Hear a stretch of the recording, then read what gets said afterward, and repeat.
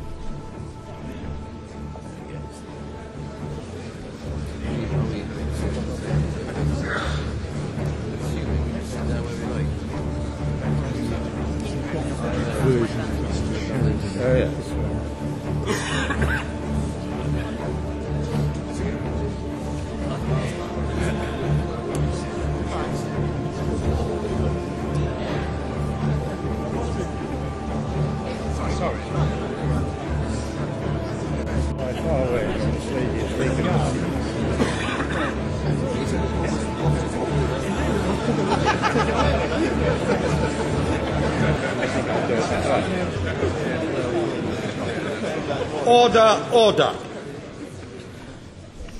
Under the provisions of Standing Order 1A, I am now required to ascertain whether Mr. John Bercow is willing to be chosen as Speaker. I call Mr. John Bercow. Thank you, Sir Peter, and welcome to your role as Father of the House.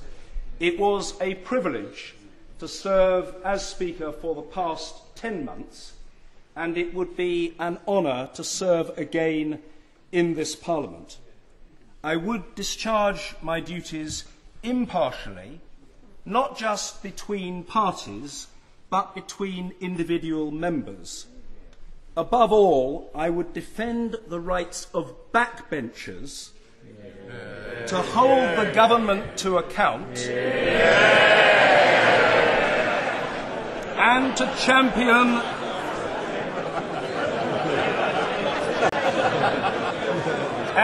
champion the causes dear to their hearts.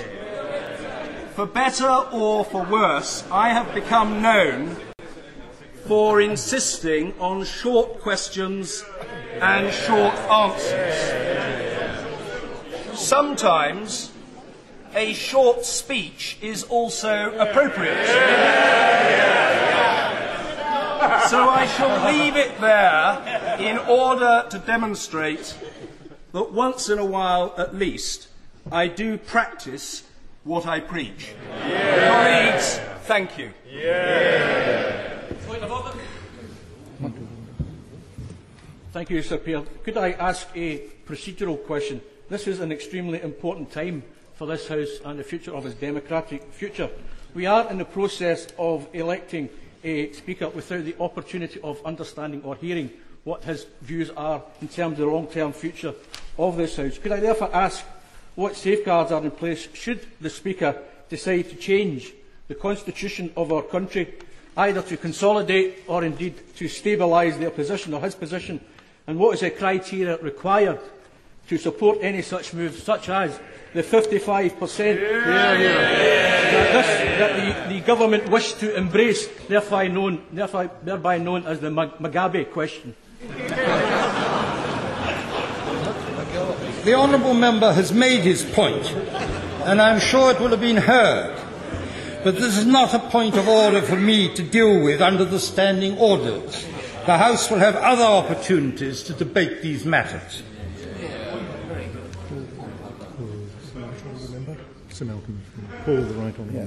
I call the right honourable member for Kensington.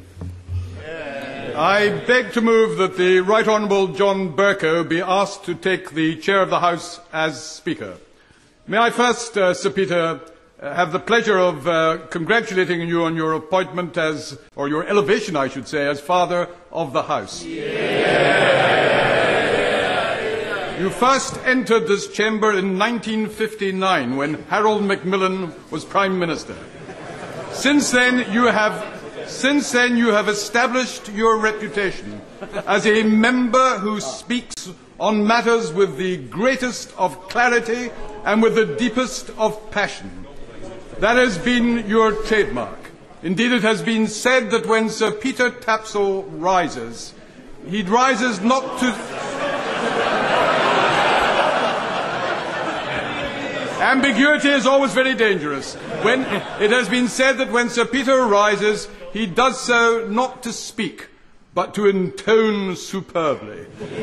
And we give you our affectionate congratulations on your position. It is not my purpose today to intone superbly or otherwise, but to recommend the Right Honourable Member, the member for Buckingham.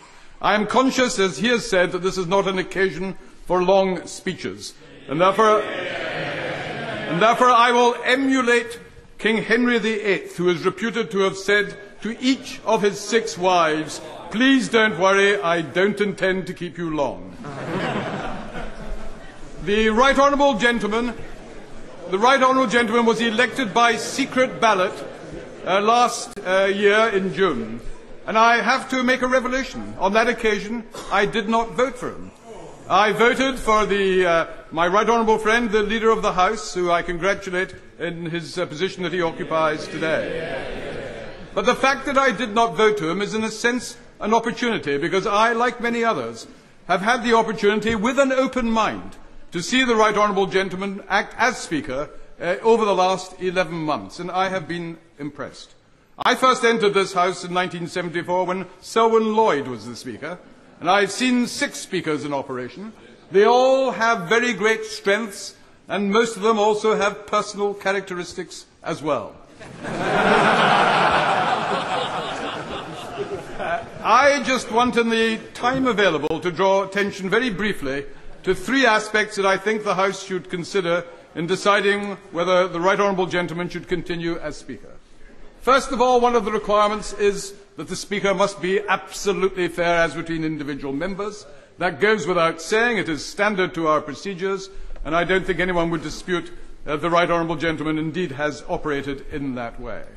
The second requirement is that, of course, a Speaker has great power and great authority. But when the House is in turmoil or threatening to descend into turmoil, he must use not only his power with flexibility, but as on occasion with humour as well, in order to reduce the temperature that might otherwise arise. The greatest exponent of that was Speaker George Thomas. And I remember vividly one glorious evening when there was a real disruption in the House. A Scottish Nationalist member was speaking. Member in question was speaking with a very strong Scottish accent and was speaking very fast, and some honourable members from south of the border could not entirely follow what was being said. And an English Labour member got up on a point of order and said, "Mr. Speaker, we English members cannot understand a word that is being said. Can we please have simultaneous translation?" There was immediate turmoil in the House, and Speaker Thomas, known as one who spoke with a great Welsh lilt, said, "Order, order, there are many accents in this place. I sometimes wish I had one myself." And immediately the drama was over. So I believe that the Right Honourable Gentleman also has these qualities, which he has already shown in abundance. The third and final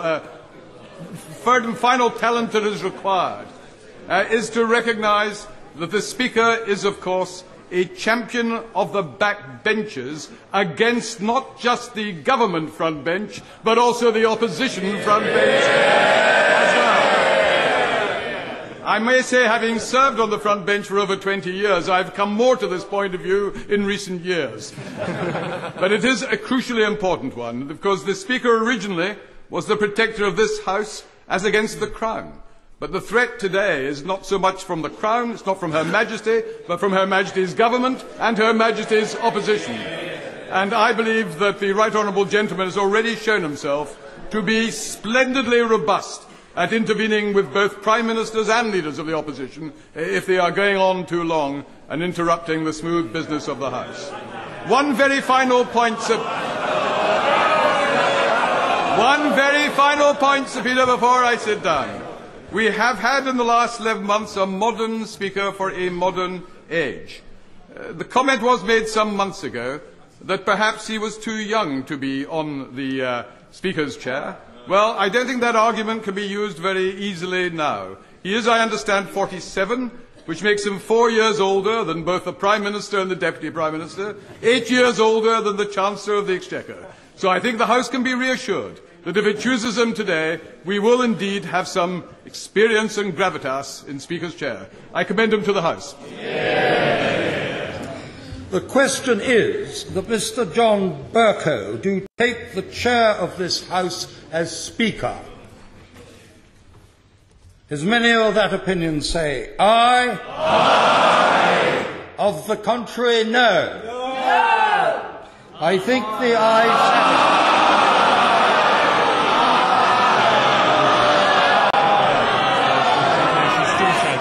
I think the ayes have it. The ayes have it.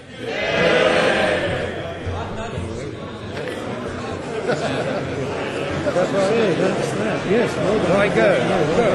Thank you very much. I hope we did come to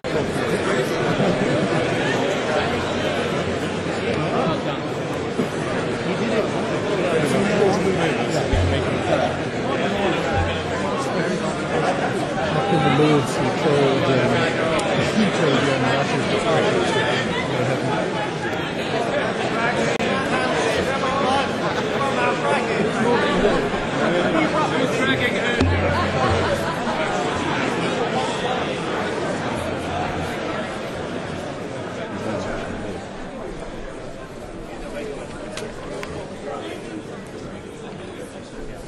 Before I take the chair as Speaker-elect, I wish first to thank the House for the honour that it has again bestowed upon me. I am aware that it is the greatest honour it can give to any of its members. I pray that I shall justify its continuing confidence, and I propose to do all within my power to preserve and to cherish its best traditions. The Prime Minister.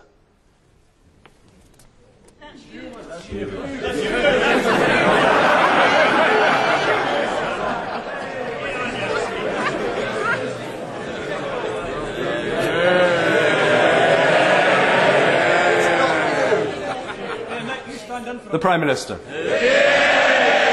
Thank you. Thank you, Mr. Speaker-elect. And on behalf of the whole House, may I be the first to offer you congratulations on your election. I note this is your second electoral success this month. I have to say there were times during the general election where I was a little concerned about your safe return to Parliament. But I'm glad to see that the mostly Conservative-inclined voters of Buckingham stuck with you. And I hope there won't be too much family strife if I welcome the fact that similarly inclined voters in St James's Ward in the London Borough of Westminster did the same thing. May I also congratulate my friend, the Honourable Member for Louth and Horncastle, on becoming the Father of the House. He first worked with a Conservative Prime Minister in 1955 when he was personal assistant to Anthony Eden. Famous for his put-downs, he once said to me on one of our many trips through the No Lobby, "You call yourself a moderniser. I think that's rubbish. As far as I can see, you're just like Howald and Rab." The Honourable Member's knowledge and experience of this House are unmatched, and he is dearly valued. Perhaps not everyone who is here today, who hasn't sat through the last two Parliaments, will understand what I say when that I believe that he is worth his weight in gold. Mr. Speaker-elect, I know we were all shocked to learn about what happened on Friday to the Right Honourable Member for East Ham. Our thoughts should be with him, and we wish him a swift return to health and to his place in this House. I'd like to use this opportunity also to welcome all the newly elected Members of Parliament on all sides of this House. This is a new era for our politics and something of a new start, a chance for a new generation to show just how good this place can be. And everyone knows, Mr. Speaker-elect, that you have a deep respect and affection for this place. You believe in changing the role of backbenchers, and you know how much we need to do to improve the reputation of our Parliament. There will be new challenges, not least with the first coalition government in 65 years. And with 232 new Members of Parliament, this will very much be a new Parliament. We have 72 new women MPs and 16 new Members of Parliament from black and minority ethnic backgrounds, and I'm proud that my party played its part in delivering this result. It really does look and feel different. Indeed, many of us are sitting next to people that we've never sat next to before. But the real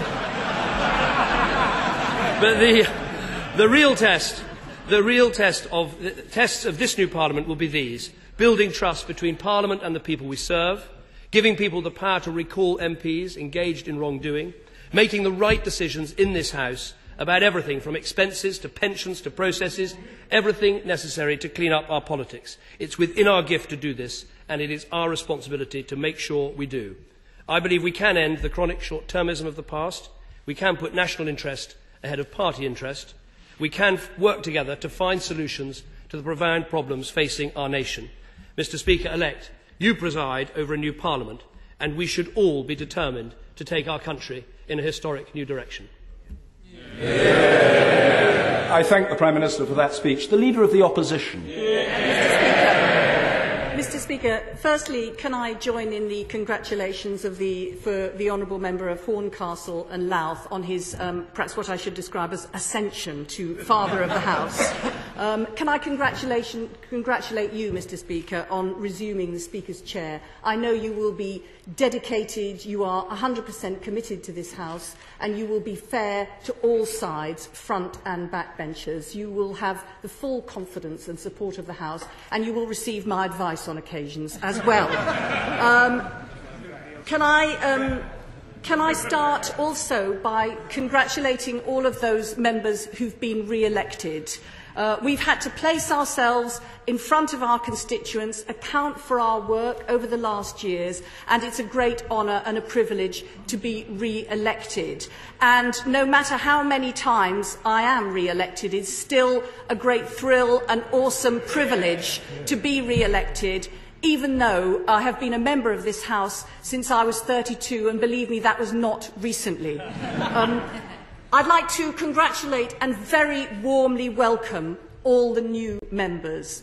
You will receive a great deal of advice from older members. They will advise you things like learn the ropes, keep your head down probably for about the first 10 years. Can I suggest to you, you ignore that advice. You were elected by your constituents to blaze a trail, to speak up for them, and I'm sure that that's what you will do.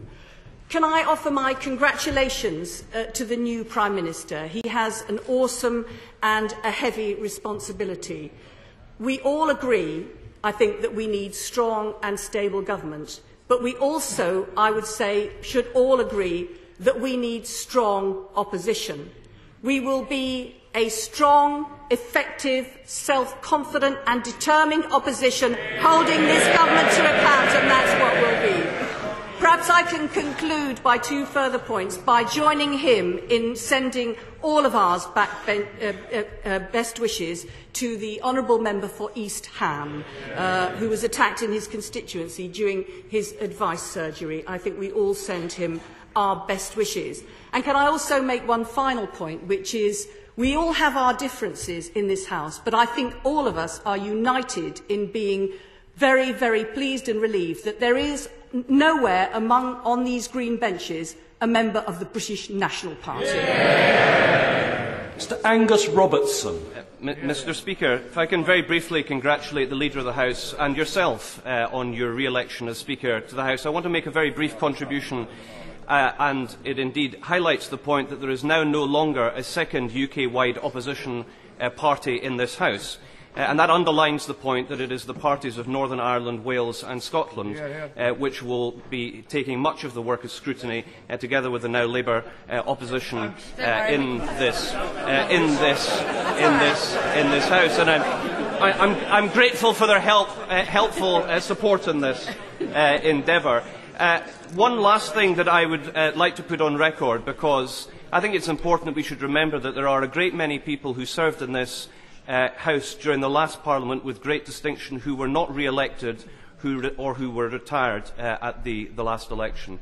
And I'd like to put on record, I think on behalf of all parties and from all corners on this House, our appreciation to all of the work performed by those MPs in the last Parliament as well. We wish you every success and we're pleased that again you have reiterated the importance of hearing the voices of all parts of the House from all of the nations of the UK. I'm grateful to the Honourable Gentleman for that speech, and he has set out very clearly for new members an indication of how to take one's opportunities at the outset of a new Parliament. I don't know if any other colleague wishes to contribute, but if none does so, Mr. David Blunkett. On behalf of backbenchers, Mr. Speaker, I would like to congratulate you. I'd like to thank the Father of the House for reminding me that I was only 12 when he was elected to the House. It's made me feel a lot younger this afternoon. Mr. Speaker, we remember in the 10 months that you held the chair in the previous Parliament that you were, as you've described this afternoon, even-handed, that you were fair to all major parties, you were fair between members, and you were rigorous, so I shall be brief. I just want to say, Mr. Speaker, that one of the things that you advocated and was debated at length was the need for new politics, the need for this House to be able to hold the executive, the government, to account more effectively, the ability to call to the House, as you did on many occasions with my own government, through private notice questions, ministers who did not report to the House things that they were announcing in public before this House had had the chance to meet. And I hope, Mr. Speaker, that despite the fact that it would appear that major constitutional announcements which relate to this House, to the voting system and to the upper chamber, major announcements on expenditure cuts, and of course already major announcements on changes to how this House might rid itself of a government that no longer had the confidence of the House. All three of those major announcements appear to have been made prior to Parliament convening next week. One of those announcements only 48 hours before it would be possible for the Chancellor of the Exchequer and Chief Secretary to report directly to this House. Mr. Speaker, we look forward to you defending our interests as backbenchers from whichever party, but we look forward most of all to you being able to reassert the ideas that were promoted before the last general election, that we should not be engaged in fixes, we should not have the old caballing, that we should have open, honest, forthright debate, and that parliamentarians should genuinely be able to hold this new coalition to account. I'm grateful to the Right Honourable Gentleman Member for Sheffield Brightside, who has reminded me of my commitment to scrutiny and accountability, and I happily underline that commitment this afternoon. In closing my remarks, I would just like to reiterate what has already been said by others, namely, new members deserve a huge welcome and every possible encouragement and exhortation to go about their business in the way that they think fit on behalf of their constituents. Whip to move?